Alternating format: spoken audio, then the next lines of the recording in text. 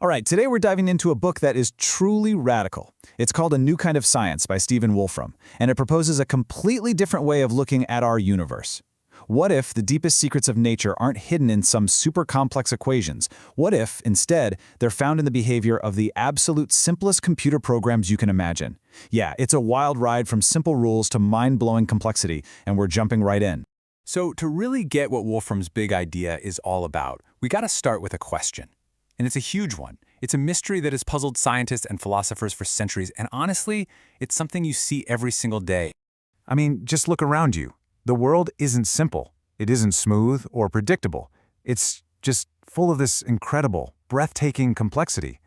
So the big question is, where does all of that come from? Think about something like the swirling, unpredictable dance of smoke from a candle, or the chaotic patterns in a fast-moving river.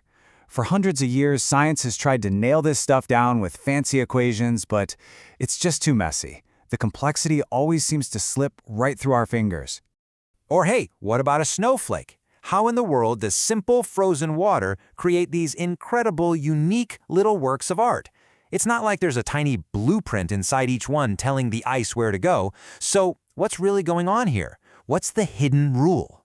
And then, of course, there's life itself. The amazing patterns on a fern or the perfect spiral of a seashell. For a long time, it felt like the only explanation had to be some kind of master designer, right? An intelligent creator. But what if that's not it? What if the real answer is something way simpler and maybe even more profound, just hiding in plain sight? Okay, so this is where the story really takes a sharp turn. See, instead of looking at all that complexity and trying to work backward, one guy decided to just flip the whole thing on its head. He thought, let's start with the simplest things possible and see if complexity just shows up on its own. So back in the early 1980s, this scientist and programmer, Wolfram, he decides to try something totally different. He basically puts aside all the usual tools of science and starts playing around in this world of really simple computer programs.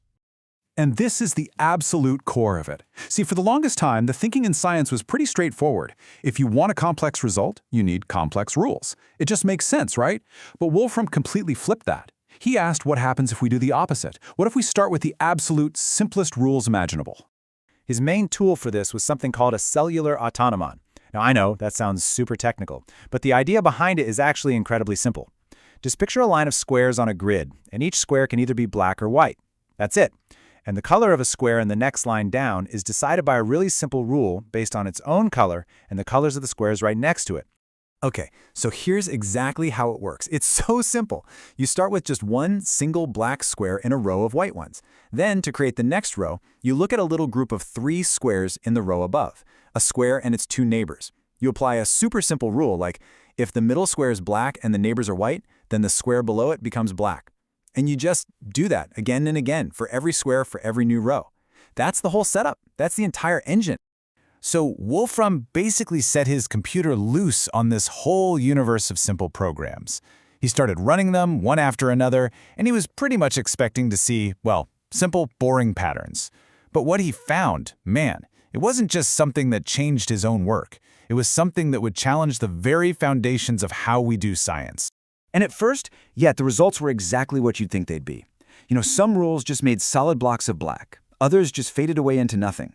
Simple rules were leading to simple behavior. Totally expected, no surprises there. Then he started getting patterns like this one. It's really beautiful, right?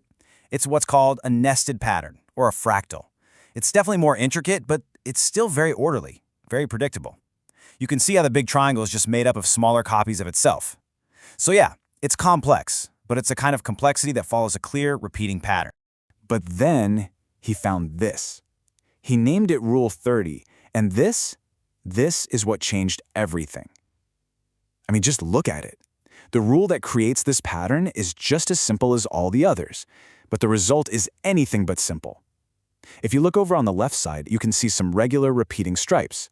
But the rest of it, it's pure chaos. It looks completely random, totally unpredictable.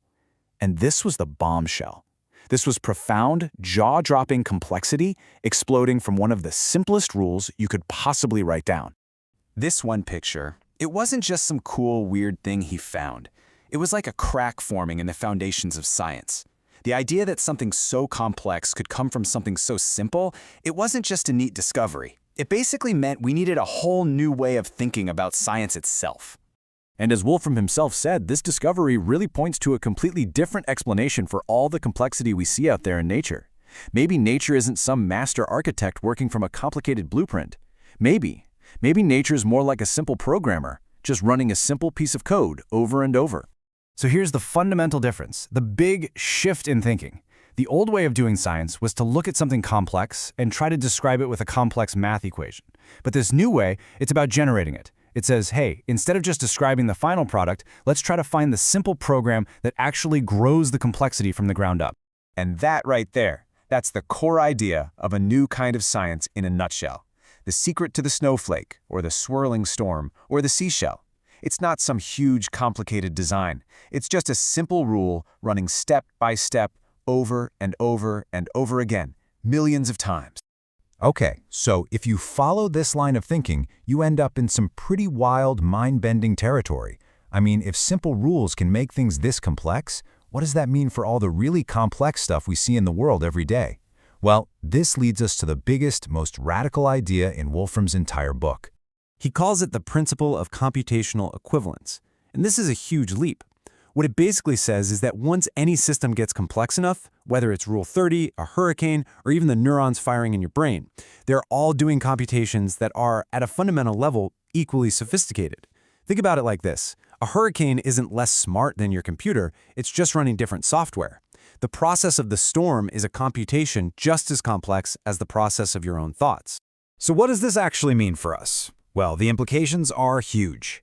For one, it means there are hard limits on what we can predict. If the weather is basically a computer as powerful as our best supercomputers, you can't just create a simple little equation that tells you the future. And that leads to the next big idea, computational irreducibility. It sounds fancy, but it just means there are no shortcuts. To see what a complex system is going to do, you have no choice but to let it run and watch it happen. You can't skip ahead. And the final and most mind-blowing idea of all? If this is true, then it's possible that our entire universe is just one of these computations, just a simple program that's been running step by step since the very beginning of time. And that leaves us with one last massive question to think about.